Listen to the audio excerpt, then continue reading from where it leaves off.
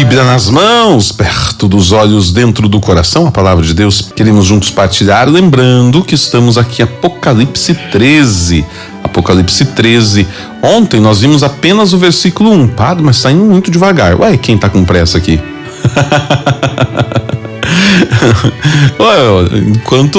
Enquanto, como diz a música lá, né? Já que deixaram nós soltar a voz, agora aguenta nós, né? Tamo aí. Parágrafo 13, capítulo 13, versículo 1. Aliás, versículo 2, o 1 foi ontem, né? Vamos ao versículo 2. A fera que eu vi parecia uma pantera. Seus pés eram como os de um urso, e sua boca como a boca de um leão. Então o dragão deu sua força e o seu trono à fera, juntamente com grande poder. Uma de suas cabeças, versículo 3, uma de suas cabeças parecia mortalmente ferida, mas essa ferida mortal foi curada, e toda a terra maravilhada seguiu a fera. Adoraram o dragão, versículo 4, porque tinham dado o poder à fera, e adoraram a fera, dizendo: quem é igual à fera? Quem pode combater contra ela? Apocalipse, capítulo 13, versículo do 2 ao 4, que nós acabamos de partilhar. Olha só que animal horrível, né? O que era este animal, essa besta? Semelhante a um leopardo, uma pantera. E os pés de um urso, a boca de um leão. E o dragão deu a eles seu poder.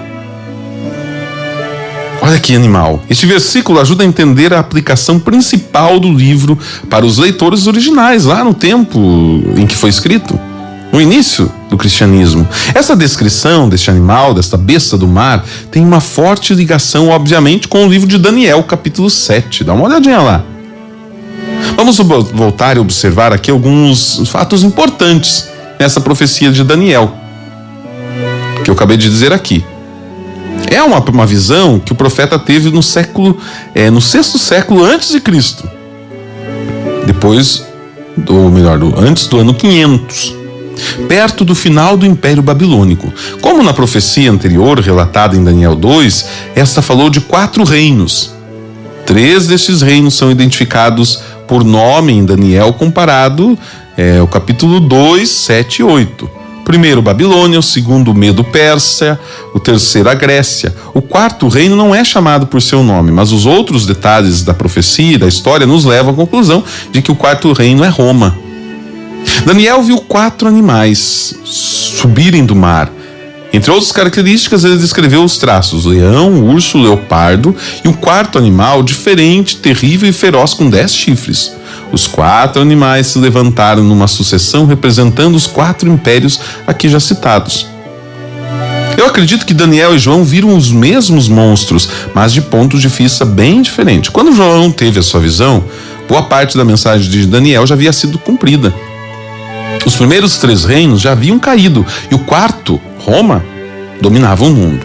Na perspectiva de João, a única besta tinha características de todos os animais que Daniel viu há mais de 600 anos antes. É como se o urso tivesse devorado o leão e assim incorporado alguns traços deste.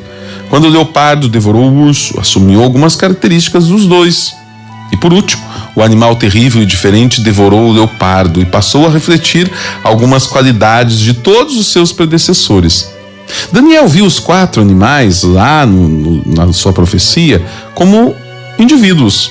Ele disse que perderia o seu domínio, mas que ainda viveriam por algum tempo. Está lá em Daniel, capítulo 7, versículo 12. João viu uma só besta, um só animal, com algumas características dos impérios anteriores: leopardo, urso, leão.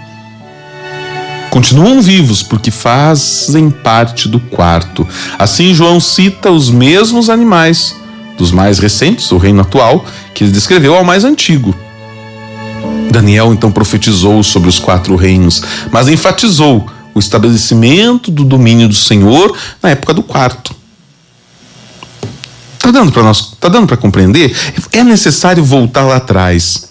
na história da profecia de Daniel, para que nós não nos percamos nessa simbologia, porque vamos ficar tentando imaginar este animal e é difícil. Mentalmente nós não conseguimos. Como que pode? Ele tem, olha só, né? Repetindo aqui. Ele tem os pés, ele parece uma pantera ou um leopardo. Mas aí, os pés parecem de urso e a boca como a boca de um leão. Como isso? Que animal é esse? Então precisamos entender lá na mensagem de Daniel para atualizar a profecia. João não precisava falar sobre os primeiros 3 reinos, pois já passaram. Ele escreveu aos santos que viviam na época do 4º animal, a besta do mar, o Império Romano. Os cristãos que receberam o Apocalipse veriam logo o 10º rei se levantar contra os fiéis. Eles precisavam do consolo de saber que a profecia de Daniel não havia falhado e que a vitória viria logo depois da angústia iminente.